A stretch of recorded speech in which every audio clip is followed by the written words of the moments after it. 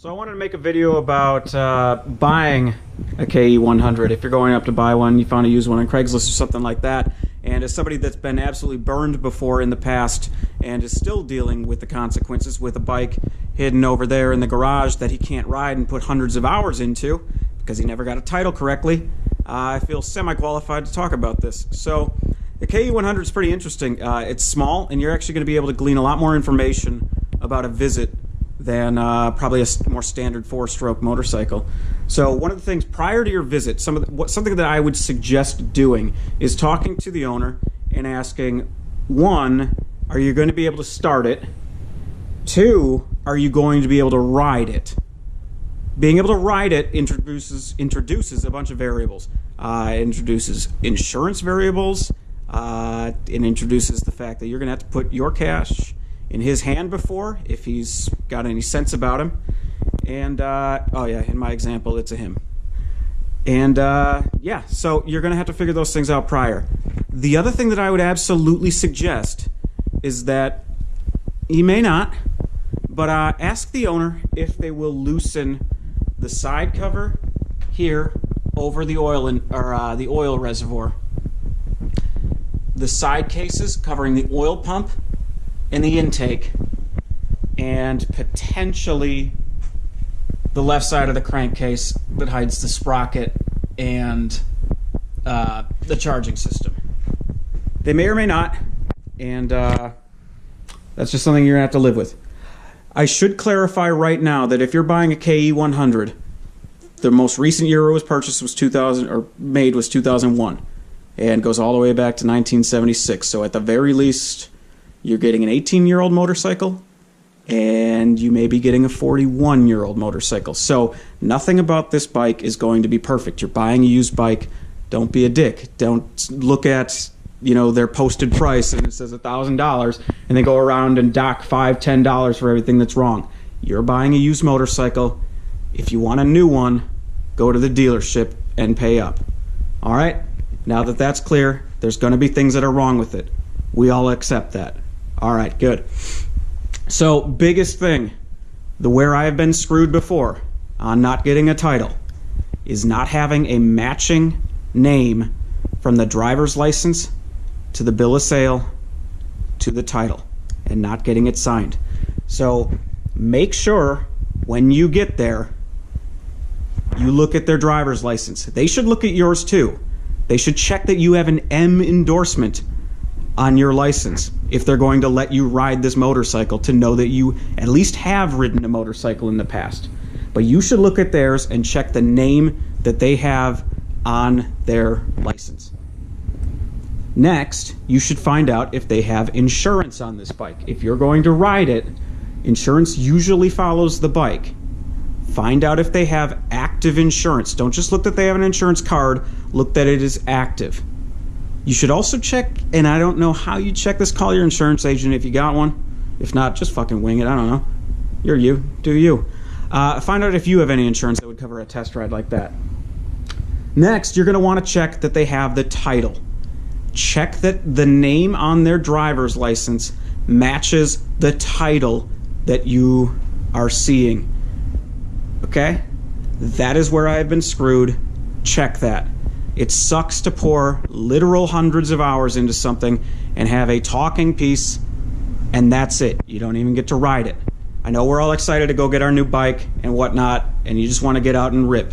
If you're not legally allowed to, you're just setting yourself up for failure. So check that the title's there, and bring a pen and notebook with you.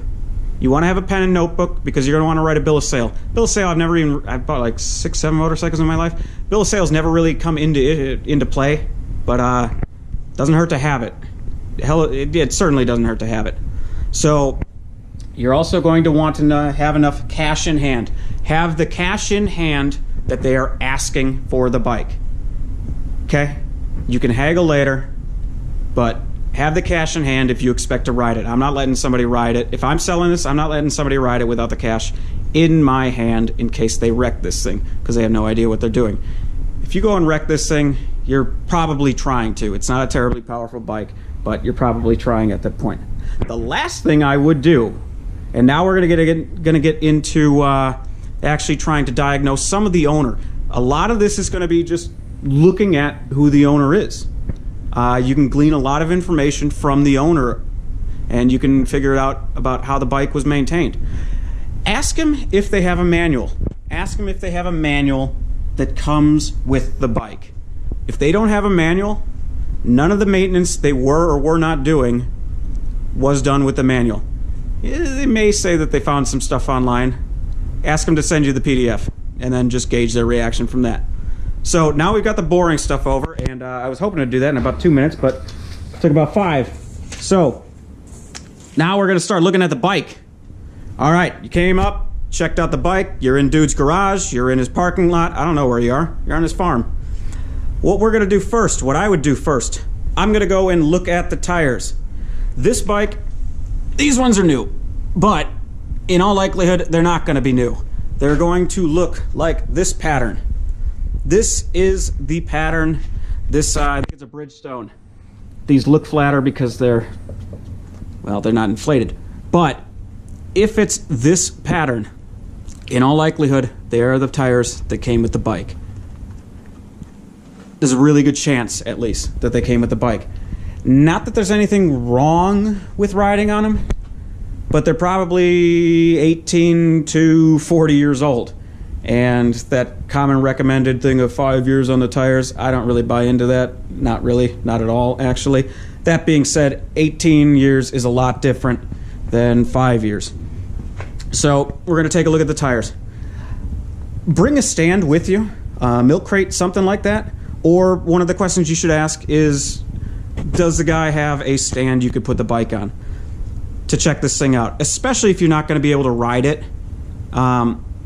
Having a stand is gonna be able to let you look at the wheels. So when I look at the wheels, with the way I got the stand on, I'm not gonna be able to see the rear. But let's go to the front. Now let's say the tires check out. What I wanna do is lift the bike, and I just wanna spin it to see if it's gonna wobble all over the place. Now when I bought this bike, this thing wobbled all over the place, which isn't terribly safe. But let's say the tire's wobbling all over the place. Maybe it is. Maybe it's just not seated right, or maybe that's just how the tire is. It's an old tire, and it's just wobbling.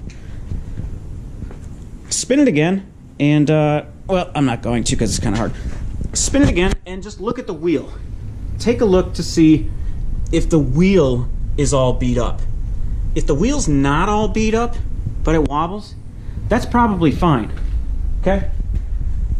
Because these are spoked rims. And you can true out this wheel by going to all of these individual spokes, and you can true it up. You can get it a lot closer than it is. So if the wheel, if the rim here, if that all looks straight and it doesn't look like it's been in a wreck or something like that, you're probably okay, and you can fix that. And you're not buying this bike because it's going to be perfect. You're buying it because it's going to be a project for you. Probably the tail end of somebody else's project that they gave up on, but it's going to be your project, and that's going to be part of it, truing up the wheels. So the last thing I would look on the tires, check these stems. There's 2 lock nuts on these stems. If you only see one, there's a good chance I could tell you where it is. I bet they put it on the inside of the tire. So I'm willing to bet, these are tubed tires, I'm willing to bet they have it on the inside. It's not supposed to be on the inside. It means it has a bad seat on the rim. It's got a pointy object or pointy surface. Potentially that's going to be a puncture spot. It also shouldn't be all the way snug down, and it shouldn't be off to the side. If it's off way crooked, well, then you're just looking to end up slipping that tube, and it's a good way to pop the tube. So that is it for the tires and wheels. Next, go check the brakes. So you got the front brake and the rear brake. These are these aren't discs.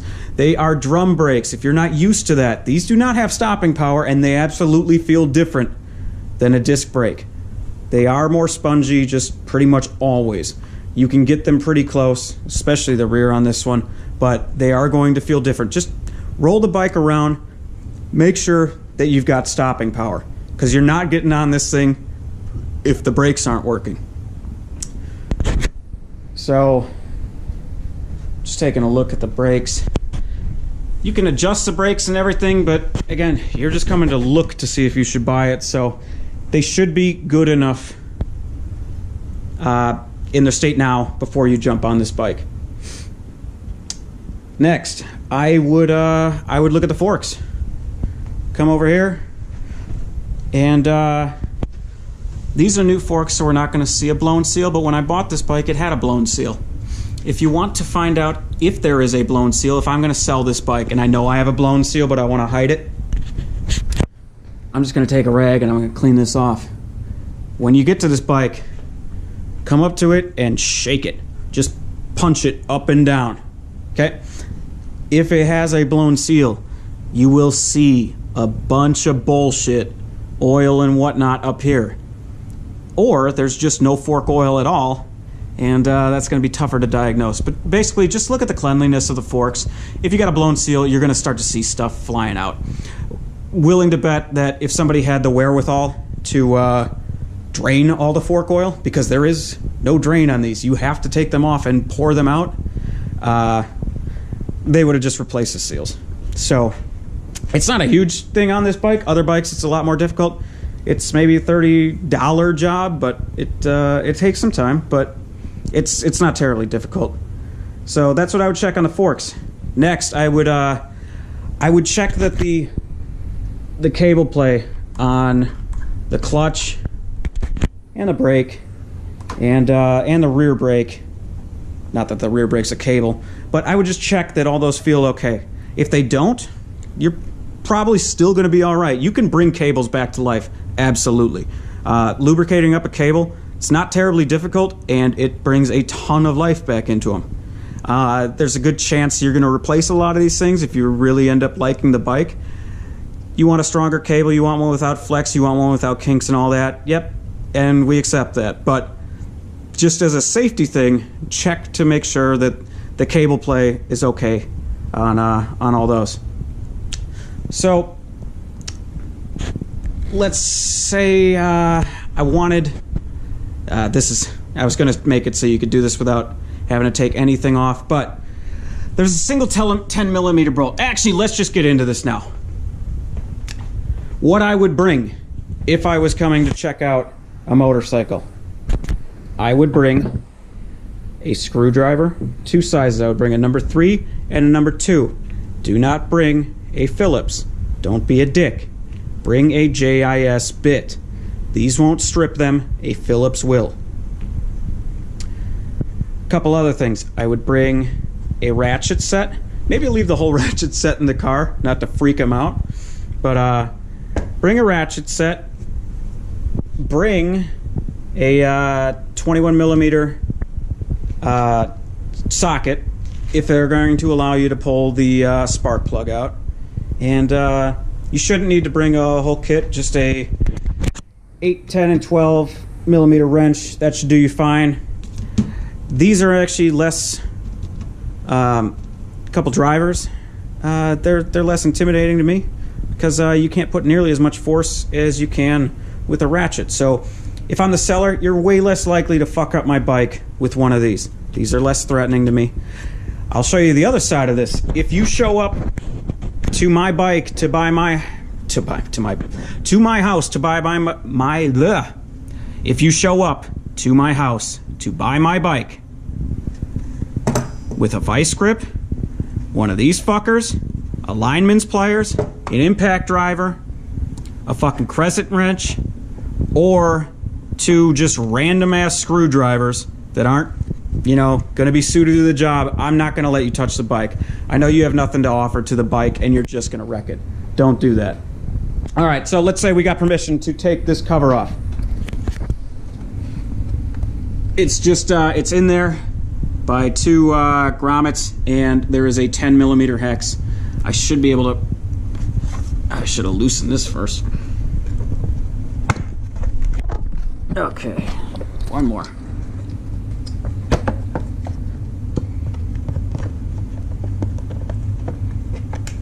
All right, now we got the oil reservoir. We're going to see one of the things that I'm messing with right now. Now, the reason I wanted to open this up, it shows a couple things. I just wanted to check that it had oil in it. You can do this from opening up the seat, but this way I'm certain that it has oil in it. This is an oil-injected bike, and if they've been riding it and you start it and it doesn't seize immediately, it's going to be getting the oil injection. You should be all right to ride around the parking lot. So that's it on the oil tank. And actually, let's just go ahead. Make sure, we've got a couple things here. Check that the helmet lock works. Okay, helmet lock works, if you're worried about that. And check that the key actually opens the seat. Because if it doesn't, you're going to be really sad when you bring the bike home. Because that's going to be a long time until you get that fixed. So this opens up a couple things for us. So let's say you can't get that side cover off. Whatever. This is the cap. Make sure that the cap is here. 2-cycle engine oil. You can pull that cap open. It's not chained or tethered to it at all. So make sure that cap's there. If not, then, well, I don't know. There's a good chance that he's just running premix. If you don't want to just run premix, you're going to need that cap, that oil reservoir, and everything like that. So we're going to get to the electrical in a second. So next, check out the fuel tank. And these are aluminum tanks, which is great. It means it's not going to rust, at least not with iron oxide. It's going to be aluminum oxide, which is just a thin little layer, protective layer. It's a nice layer. So there's a lot of benefits to having an aluminum tank. Go around, look for dents. I got a dent here. It's actually not going to be showing too well, but basically somebody was squeezing this really, really hard with their leg. It is a dirt bike. I do not care that there's a little dent. It's supposed to have dents. It's not a showroom piece for me. That just means it was used and loved. So that's fine. Next, this bike had this issue, and I didn't notice it till I got home. The speedometer didn't work. There's a couple things that can go wrong with your speedometer. I actually have a video about it. So your speedometer cable, there is a little spinny rod. Okay, this is your speedometer cable right here. If this isn't spun in all the way, the speedometer cable won't work. Make sure it's tight. If it's in there all good, then that's not the issue. If the cable, the rod inside is broken, doesn't matter if it's in there good, it's not going to work. That's what I was hoping for. That's not what I got. To check the speedometer, this is an analog system, so basically if you lift, if the wheel was free, if you just push this bike forward, you'll be able to see the speedometer needle move. Mine didn't because the speedometer mechanism itself was broken, which resulted in a $48 plus shipping purchase that I didn't think I'd have to do. And then I put it in there, and now I don't have the real miles on the bike and everything like that. Just a note, speedometer, speed, and odometer are independent. Just because the speedometer doesn't work doesn't mean the odometer doesn't work. So that was kind of interesting to find out. Something I found recently on here. Check if it has a toolkit. Toolkit, real useful. It's under the oil tank. Actually, that's one of the other reasons I wanted to... Oh, Jesus. That's one of the other reasons why I wanted to pull the cover off there. Now, it's kind of interesting because it's hidden behind that 10mm bolt. And if you needed the toolkit, well, you need the 10mm. So, okay. But the most important thing in here, it had a spoke wrench for me. So that was cool to have. It's not a huge deal if they don't have one. You can put one of these together, but I mean, budget putting together another $30 to put together a nice little toolkit. And yeah, so it's good to know that I had that. All right, so I think we've pretty much done everything on this side of the bike that I wanted to look. Oh, no, we haven't. We're going to do it, yes, because we're not going to get to the electrical yet. All right, check that the alignment of the wheels is straight. So the alignment bolts are here. If it's not close, just don't ride it. It's not your bike. It might not be worth it. And if it's way off, that means somebody was probably riding it with it way off. And if they were doing that, then who knows what else they were doing. It's probably not worth your time. But just check that it's straight, or at least straight enough that you'd feel comfortable riding around a parking lot in it. Again, this is nice because it's you can actually pretty much get up to full speed in a parking lot on this little bike. So that's that side. And my apologies. Lastly, battery. Let's start looking at some of the electronics. I realize we already went through 15 minutes of stuff without even turning the bike on, but you'll be able to do a lot of these in like 20 seconds, 10 seconds. All right, so keys on. What I'm going to do is check. Do I have a headlight?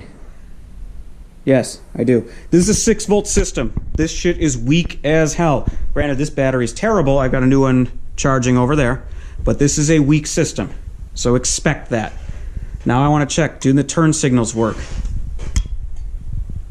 These turn signals, without the bike running, do like every 3 seconds. Now check to see that the lights work on the indicators. So I'm going to hit the high beams.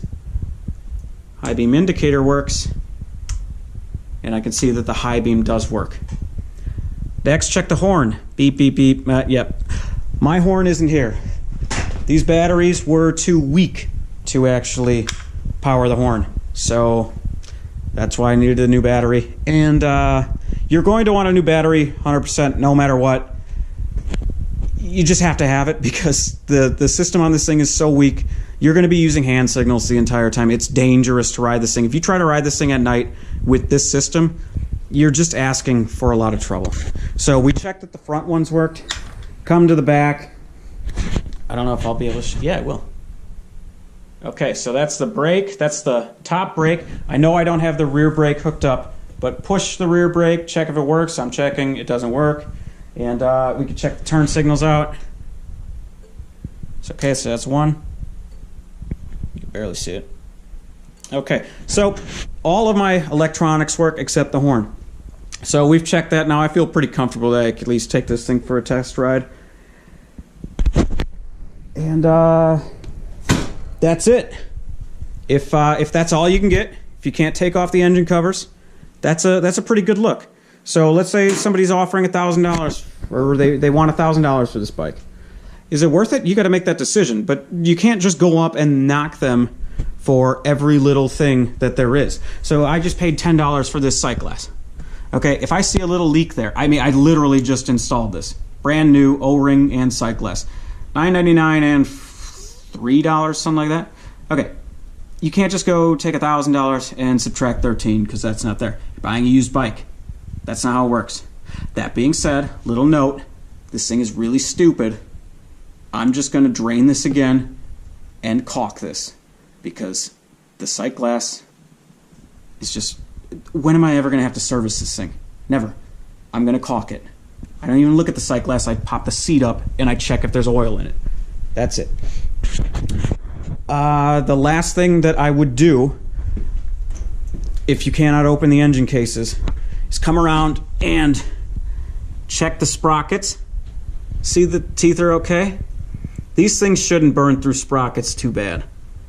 It's not a whole lot of power on the bike, and most of these are fairly low mileage. Also check the chain. Now don't be afraid from a little rust. Rust is going to clean off pretty easily. I'd be more worried about the teeth on the sprocket. And then when you get back, you can clean these chains up. This thing was pretty damn rusted up. It works really well. I just had the chain off, and I was thinking about replacing it, and I'm not going to. I feel pretty comfortable with this chain. All right, so at this point, we can offer up. But if they are going to let you see more, like I would want to see, if they're going to take those engine cases off for you, don't do this yourself. Ask them to do it. The reason why, these bolts from the factory, these long JIS bolts, short JIS bolts, etc., these things have a tendency to strip. I don't think, you don't want to get an argument from stripping somebody's screws on the engine case. Even if they were already stripped to hell, the only way you can get some of these things off is with an impact driver.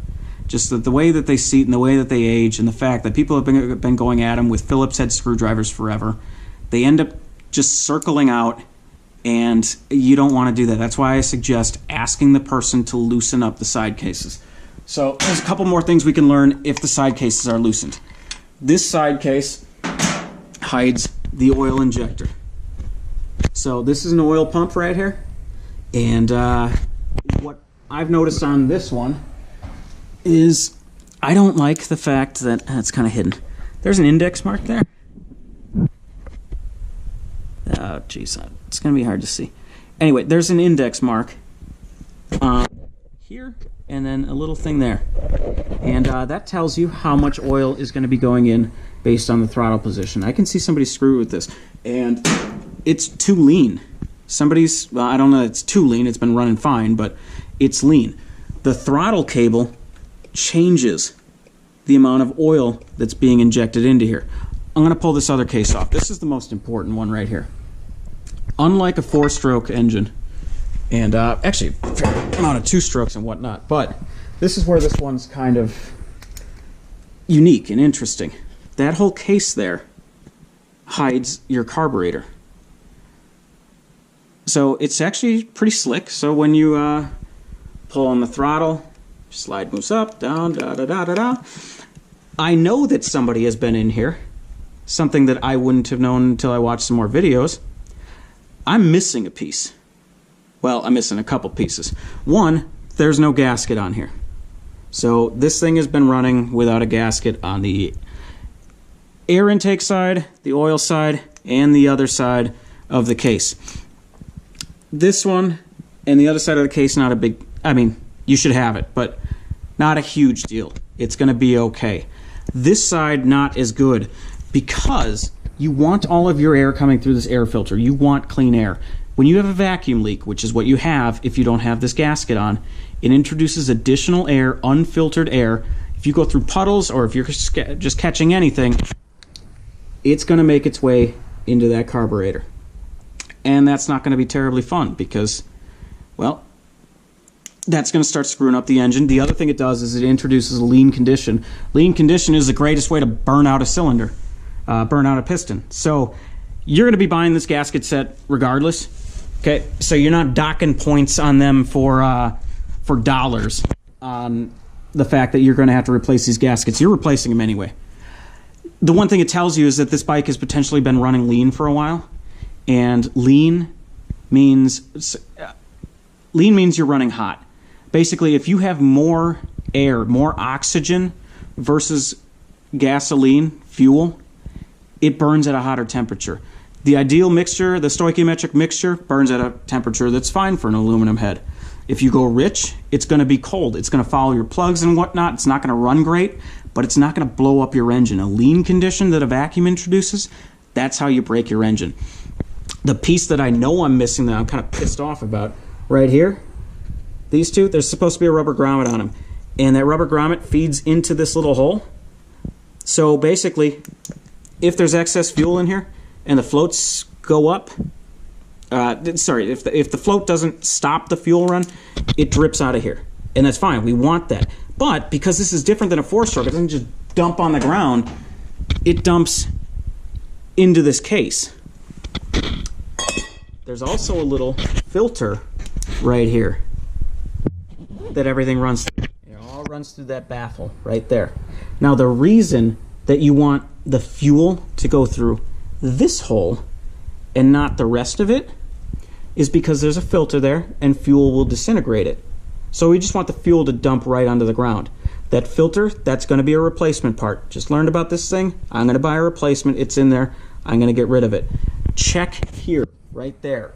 If you have a ton of buildup there, that means that shit's been getting into this bike the entire time.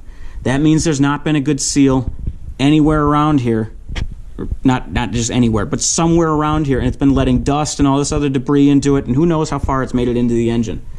If it's relatively clean like this one, that means it's been pretty well sealed up, and that's great. One of the places it can get in is here. Again, fuel line. This one is actually still pretty pliable, but I'm going to replace it. I wasn't going to until I realized this rubber grommet here. The fuel line I'm going to put on is a slightly bigger outer diameter, same inside diameter. It's going to seal in there a little bit better. and I will have a better seal on this case. So that's something I'm going to look for. You're not going to be pulling the dude's carburetor off or anything like that. So you're just, again, you're going to be going through this carburetor. You're buying a used bike, you're buying a 20-year-old bike, you're going through the carburetor and you're buying the $30 kit and you're replacing it. That's that. That's just how it is. So that's what I would be looking at on this side. This is your clutch right here. Clutch, again, I can see that somebody screwed with it because it's not lined up with the index mark. But I really like how the clutch pull is right now. So they may have known what they were doing. So, again, just because somebody's tampered with it doesn't mean it's bad. But you can get a full opinion on them just, you know, based on your talking with them and whatnot. Less likely to be able to pull off this side cover. You also get way less information on it. There's less to see under here. Sorry. Come on. Yes. There we go. Okay, first thing. This gasket is missing again. So I know that somebody's been in here because there is no gasket. All I'm looking for here is the sprocket. That's pretty much all the information I'm going to get. You're going to find a ton of dirt and horseshit in here. It's a dirt bike. That side right here is open to the atmosphere. That's right into the ground. It's going to be throwing a ton of stuff in here. I've already pulled a bunch out. This side should be relatively clean. If it's not, then there's problems. This is your charging system. Is this your magneto? I don't know. I should probably learn my terminology a little bit better. This side, grimy and greasy and nasty, that's fine. Chain lube and all that other kind of stuff. Over here, you want it clean. If they let you take this off, that's nice. I mean, that's great. If they don't, I wouldn't fret it that much. So again, at this point, you may be done. You did a pretty good assessment of the bike, and you haven't even gotten to ride it. One more thing you can ask is to check out the spark plug. If you show up, you could show up with a ratchet, and you'll need a 21 millimeter. Okay, this is a special spark plug one. It grabs a spark plug, but a 21 millimeter, they will maybe let you. All right, so that pulls off, and I've already got it loosened, so then I could pull my spark plug out. Okay, and then I can go and look at the spark plug. And the spark plug looks okay.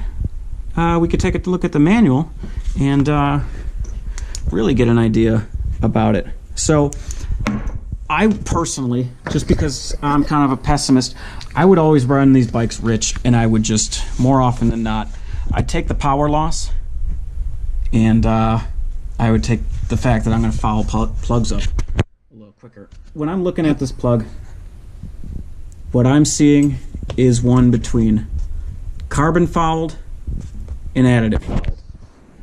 And according to the manual, these are carbon fouled is caused by too cold a plug, weak ignition, dirty air cleaner, too rich fuel mixture, or excessive idling. I'm going to guess too rich of fuel mixture is part of that. And then the additive fouled is by too much gasoline, or too much additives in the gasoline. And we know that that could probably be the case. This isn't showing any signs of being too lean. That's what I'm most worried about. Lean is going to give me the worst engine. I mean, the worst chance for a really, really bad engine. A new plug looks like this. Okay? You could check the spark plug gap, but I don't know why, if you're just a nerd. But just don't, because you're going to put a new plug in it. You can get 4 of these for 10 bucks. Buy those. You're going to get this kind. This is the kind that's in the manual for a KE100, a B8ES. Okay, that's what they have here. That's what they're running. I mean, if they're running something else, it does recommend one other one, but everybody runs these NGKs. All right, so we checked the spark plug, and now we know. Oh, we don't know for certain, but we know that plug run wasn't too lean. It was likely too rich, and that's fine. Maybe he's going to let you do one more thing. Put that spark plug back in there. Go take this bad boy for a ride. All right, you just took this bad boy for a ride. It's warm and you're loving everything about it, blah, blah, blah, blah, and it feels good. Hey, you're ready to buy this thing. Maybe he'll let you do one more test. Maybe he'll let you do a compression test. In which case, take the 14mm adapter. It's an M14. Thread it in to the spark plug hole. Okay. Put your tester on there. Put the kickstart on. Put it in off. Kick this thing a couple times and figure out what the compression is. Then you've done a pretty damn good diagnosis of the entire bike. If this thing's got good compression, you want to do it when the bike's warm. If you do it when it's cold, you're going to get low results. It's going to look worse than it should be. Oh, excuse me. Should be in reality.